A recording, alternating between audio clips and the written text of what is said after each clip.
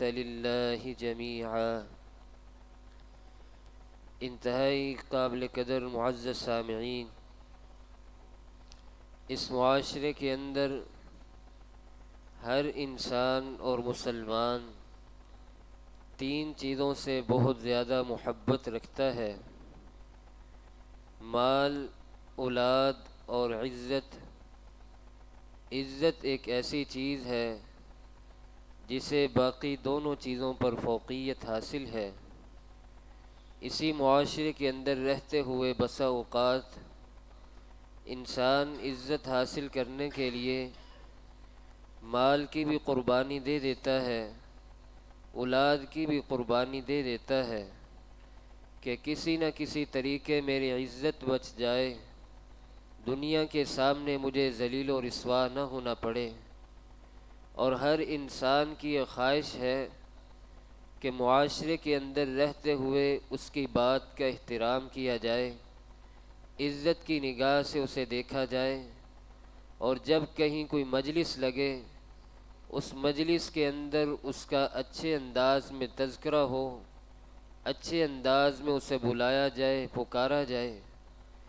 جب انسان ایک معاشرے کے اندر رہتے ہوئے یہ ساری چیزیں حاصل کر لے تو اسے اس معاشرے کے اندر معزز کے نام سے جانا اور پہچانا جاتا ہے۔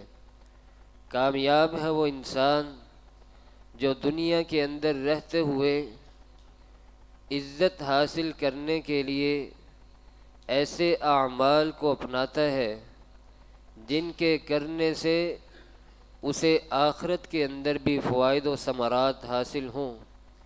لیکن بڑا ہی ناکام ہے وہ شخص جس نے اپنی ساری محنت، ساری تگ و دو اسی چیز میں رکھی کہ مجھے صرف دنیا کی عزت مل جائے، دنیا کا مقام مل جائے، شہرت مل جائے۔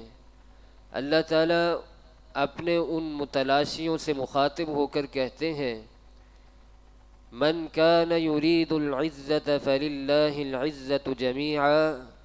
کائنات کے اندر رہنے والوں، اے میرے اہل ایمان، میں نے تمہیں معاشرے کے اندر، دنیا کے اندر ذلیل و رسوا کرنے کے لیے یا کم تر دکھانے کے لیے نہیں بھیجا، بلکہ تمہارا مقام، تمہاری عزت، تمہارا شرف میری نگاہ میں بہت زیادہ ہے، اور تم اگر چاہتے ہو کہ ہمیں اور زیادہ مقام ملے، عزت ملے، شرف ملے، میری بات کا احترام کیا جائے، تو تم سب کو چاہیے کہ میری بارگاہ کی طرف پلٹ آؤ، مجھ سے مانگو، میں تمہیں عزت بھی عطا کروں گا اور معاشرے کے اندر تمہیں وقار بھی عطا کروں گا۔ اب اللہ تعالیٰ اہل ایمان سے ایک شکوہ کر رہے ہیں کہ اہل ایمان، معاشرے کے اندر رہتے ہوئے تجھے اپنی عزت کا بڑا احساس ہے، تجھے اپنی بڑی فکر ہے کہ میری ہر بات کا معاشرے کے اندر رہتے ہوئے احترام کیا جائے، عزت کی نگاہ سے دیکھا جائے۔ اللہ تعالیٰ کہتے اہل ایمان، کبھی تم نے تنہائی کے اندر بیٹھ کر یہ سوچا ہے کہ کبھی میں نے اپنے خالق و مالک کی عزت کی ہے، اس کا احترام کیا ہے؟ وَمَا قَدَرُ اللَّهَ حَقَّ قَدْرِ وَالْأَرْضُ جَمِيعًا قَبْضَتُهُ يَوْمَ الْقِيَامَةِ۔ اہل ایمان، تجھے جس طرح میری عزت کرنا تھی، میرا حق ادا کرنا تھا، اس طرح تو نے میرا حق ادا کیا ہی نہیں۔ اور آگے اللہ رب العزت ارشاد فرماتے ہیں: قُلِ اللَّهُمَّ مَالِكَ الْمُلْكِ تُؤْتِي الْمُلْكَ مَنْ تَشَاءُ۔ اہل ایمان، عزت کا معیار تو میں نے مقرر کر دیا ہے، عزت کے بارے میں نے تو فیصلہ ہی کر دیا ہے۔ میں جسے چاہتا ہوں معاشرے کے اندر مقام نصیب فرما دیتا ہوں، میں جسے چاہتا ہوں معاشرے کے اندر کم کر دیتا ہوں، اس کا مقام کم کر دیتا ہوں۔ تم میں سے جو بھی چاہتا ہے اس کی بات کا احترام کیا جائے، اسے معاشرے کے اندر عزت کی نگاہ سے دیکھا جائے، اس کی بات کا ہر سیکٹر میں اہتمام کیا جائے سننے کا۔ اللہ تعالیٰ کہتے اہل ایمان، میری بارگاہ میں پلٹ آؤ، جس جس طرح کی، جس جس مقام پر تم عزت چاہو گے، میں وہ ذات ہوں، تمہیں ہر ہر مقام پر عزت عطا کرنا میرا کام ہے۔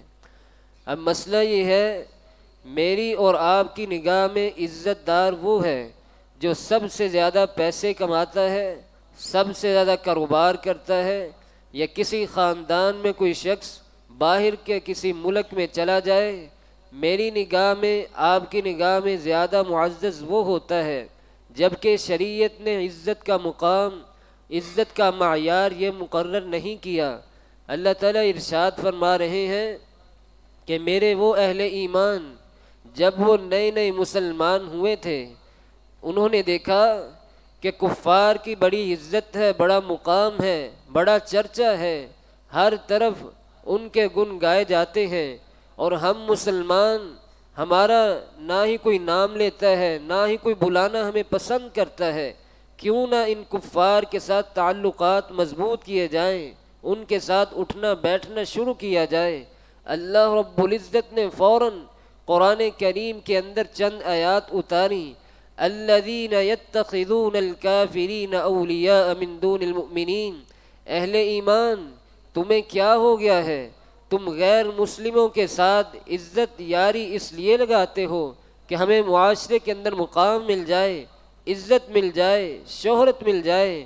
اللہ تعالیٰ کہتے ہیں نہیں اہل ایمان نہیں، ایبتغون عندهم العزت فإن العزت للہ جمیعا، تم میں سے جو بھی مقام چاہتا ہے، عزت چاہتا ہے، شہرت چاہتا ہے، اسے چاہیے کہ وہ میری طرف پلٹ آئے، میرے سے مانگے۔ میں وہ ذات ہوں جو تمہیں ہر مقام پر عزتیں عطا فرماؤں گا۔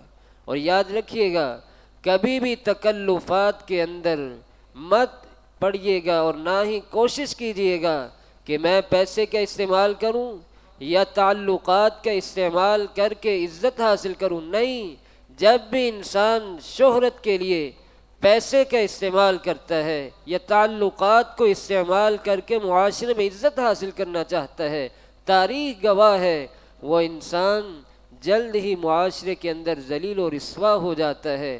اللہ کی نگاہ میں عزت دار معزز انسان وہ ہے جو اللہ کی بارگاہ میں پلٹ آتا ہے اور اللہ سے مانگتا ہے اور حلال ذرائع استعمال کر کے معاشرے میں معزز بنتا ہے۔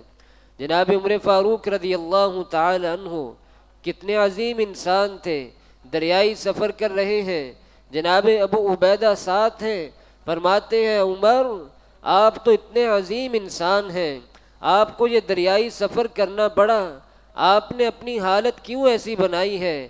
آپ نے اپنے موزے اپنے کندھوں پر اتار لیے، سمندر سے پار مختلف لشکر، مختلف وفد آپ کا استقبال کرنے کے لیے تیار ہیں، اس حالت میں آپ کو دیکھیں گے کیا محسوس کریں گے؟ آپ کے بارے میں کیا کہیں گے؟ آپ اپنی حالت کو تبدیل کیجئے۔ اس موقع پر جناب عمر فاروق رضی اللہ تعالی عنہ نے کہا، ان کننا اعز قوم فاذلنا اللہ بالاسلام، اے ابو عبیدہ کیا ہو گیا ہے؟ میں وہی عمر ہوں جو اسلام لانے سے پہلے نہ ہی مجھے کوئی اچھے نام سے پکارتا تھا، نہ ہی میرے سے کوئی کام لیتا تھا، میرا معاشرے کے اندر مقام ہی نہیں تھا، عزت ہی نہیں دی۔ آج اللہ نے شہرت دی ہے، عزت دی ہے، وقار دیا ہے۔ اسی اسلام کو قبول کرنے کے بعد اللہ نے ان تمام نعمتوں سے مالا مال کیا ہے۔ اور اللہ رب العزت نے معاشرے کے اندر رہنے والے عزت کے متلاشیوں کو چند اعمال بتلائے ہیں۔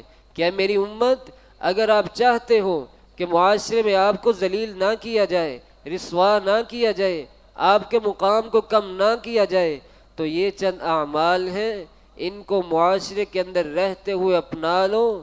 مجھ محمد کا وعدہ ہے کہ اللہ رب العزت آپ کو دنیا میں بھی عزت عطا فرمائے گا اور کل قیامت کے دن بھی عزت اور مقام نصیب فرمائے گا۔ آپ علیہ السلام ارشاد فرماتے ہیں کہ جبرائیل علیہ السلام آئے اور کہا، وَاعْلَمْ أَنَّ شَرَفَ الْمُؤْمِنُ قِيَامُهُ بِاللَّيْلِ، اللہ کے نبی علیہ السلام آپ بھی جان لیجئے، اپنی امت کو بھی پہچان کروا دیجئے کہ اگر وہ معاشرے کے اندر مقام چاہتی ہے، عزت چاہتی ہے، مرتبہ چاہتی ہے، تو اپنی امت کو بتلا دیجئے کہ وہ رات کثرت کے ساتھ قیام کا اہتمام کیا کرے، نماز تہجد کا اہتمام کیا کرے، یہ ایسا وصف ہے، ایسا عظیم عمل ہے، جس نے بھی معاشرے کے اندر رہتے ہوئے اس کو اپنایا ہے، اللہ رب العزت نے اسے دنیا میں بھی عزتیں عطا کی ہیں، اور کل قیامت کے دن بھی اپنی شان شان اس کی مہمان نوازی فرمائیں گے۔ آپ علیہ السلام نے ارشاد فرمایا، وَمَا زَادَ اللَّهُ عَبْدًا بِعَفْوٍ إِلَّا عِزًّا، آپ نے کسی پر ظلم کیا، کسی نے آپ پر زیادتی کی، ناانصافی کی، پریشان کیا، آپ علیہ السلام ارشاد فرماتے ہیں اختیارات ہونے کے باوجود، وسائل ہونے کے باوجود آپ کسی کو اللہ کی رضا کے لیے معاف کر دیتے ہیں۔ یہ ایسا خوبصورت اور عظیم وصف ہے، جب بندہ بندے کو معاف کرتا ہے۔ یہ اللہ رب العزت کو عمل اتنا پیارا، پسندیدہ اور خوبصورت لگتا ہے۔ اللہ رب العزت ایسے خوش نصیب بندے کو معاشرے میں مقام، عزتیں، رحمتیں، اور کل قیامت کے دن جب اللہ کی بارگاہ میں آئے گا تو انشاءاللہ اللہ رب العزت بھی اپنی شان شان اس کی عزت عطا فرمائیں گے۔ آپ علیہ السلام نے سے سوال کیا گیا، پوچھا اللہ کے نبی علیہ السلام ہمیں بتلائیے کہ ہم پر جو ظلم ہوتے ہیں، زیادتیاں ہوتی ہیں، ہمیں پریشان لوگ کرتے ہیں، ہم ان کو کتنا معاف کیا کریں؟ آپ علیہ السلام نے ارشاد فرمایا، اے سوال کرنے والے، اگر دنیا کے اندر رہتے ہوئے آپ پر کوئی ظلم کرے، زیادتی کرے، ناانصافی کرے، تو ایک دن کے اندر 70 سے زائد مرتبہ اپنے ظالم بھائی کو معاف کر دیا کر، اللہ کی رضا کے لیے معاف کر دیا کر۔ یہ انتہائی خوبصورت اور پسندیدہ عمل ہے۔ اور آپ علیہ السلام نے ایک آخری عمل یہ بھی بتلایا ہے۔ صحابہ آئے، پوچھا اللہ کے نبی علیہ السلام، من اکیس الناس ومن احلم الناس، سب سے زیادہ عقل مند، سب سے زیادہ دانا آدمی، سب سے زیادہ محتاط آدمی کون ہے؟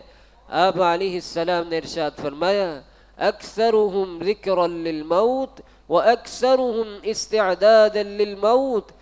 میرے پیارے صحابہ، میری امت کا سب سے زیادہ عقل مند، دانا آدمی، محتاط آدمی وہ ہے جو سب سے زیادہ اپنی موت کو یاد رکھتا ہے، یاد ہی نہیں رکھتا بلکہ ہر وقت اس کی تیاری میں لگا رہتا ہے۔ هؤلاء الذین ذهبوا بکرامۃ الدنیا وشرف الآخرہ، یہ وہ خوش نصیب انسان ہے جو اپنے اندر ان دو اوصاف کو شامل کر لیتا ہے۔ آپ علیہ السلام نے اپنی زبان نبوت سے ارشاد فرمایا، یہ ایسا خوش نصیب انسان ہے جسے اللہ رب العزت معاشرے کے اندر بھی مقام نصیب فرما دیتے ہیں، اور کل جب قیامت کے دن اللہ کی بارگاہ میں آئے گا تو اللہ رب العزت بھی اپنی شان شان اسے عزت نصیب فرمائیں گے۔ آج دیکھ لیں، جو معاشرے کے اندر رہتے ہوئے ان دو اوصاف کا حامل ہے، اپنی آخرت کی فکر کرتا ہے، اس کی تیاری میں لگا رہتا ہے، یقیناً اس کی زندگی گناہوں سے پاک ہوتی ہے، اللہ کا تقرب کرنے میں ہمہ و جوش کے ساتھ، خروش کے ساتھ اللہ کی طرف پلٹ رہا ہوتا ہے، اور اسی انسان کو معاشرے کے اندر حقیقی مقام اور عزتیں عطا ہوتی ہیں۔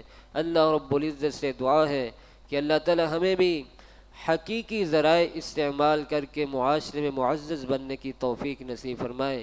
یہ ماہ مبارک اتنا عظیم ماہ مبارک ہے جس کے بارے میں امام ابن تیمیہ رحمہ اللہ کہا کرتے تھے کہ اہل ایمان تمہیں کیا ہو گیا ہے؟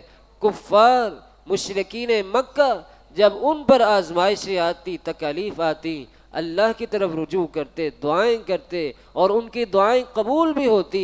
اہل ایمان تم تو مسلمان ہو، تم تو اللہ کو مانتے ہو، تمہیں کیا ہو گیا ہے؟ اللہ کی طرف کیوں نہیں پلٹتے؟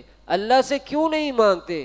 کیوں در در پر دھکے کھاتے ہو؟ اور معاشرے کے اندر معزز بننے کے لیے، عارضی عزت حاصل کرنے کے لیے تم اتنے ذلیل بھی ہوتے ہو اور اتنا کچھ خرچ بھی کرتے ہو کہ ہمیں معزز بننا ہے، ہمیں مقام حاصل کرنا ہے، ہمیں شہرت حاصل کرنی ہے۔ اللہ کے نبی علیہ السلام نے اپنی امت کو تو اعمال بتلا دیے ہیں کہ اگر وہ ان اعمال کو کر لیتی ہے تو انشاءاللہ دنیا میں بھی معزز بنے گی، آخرت میں بھی معزز بنے گی۔ اللہ تعالیٰ سے دعا ہے جو کچھ سنا اور سنایا مجھے اور آپ کو عمل کرنے کی توفیق نصیب فرمائے۔ وآخر دعوانا ان الحمد للہ۔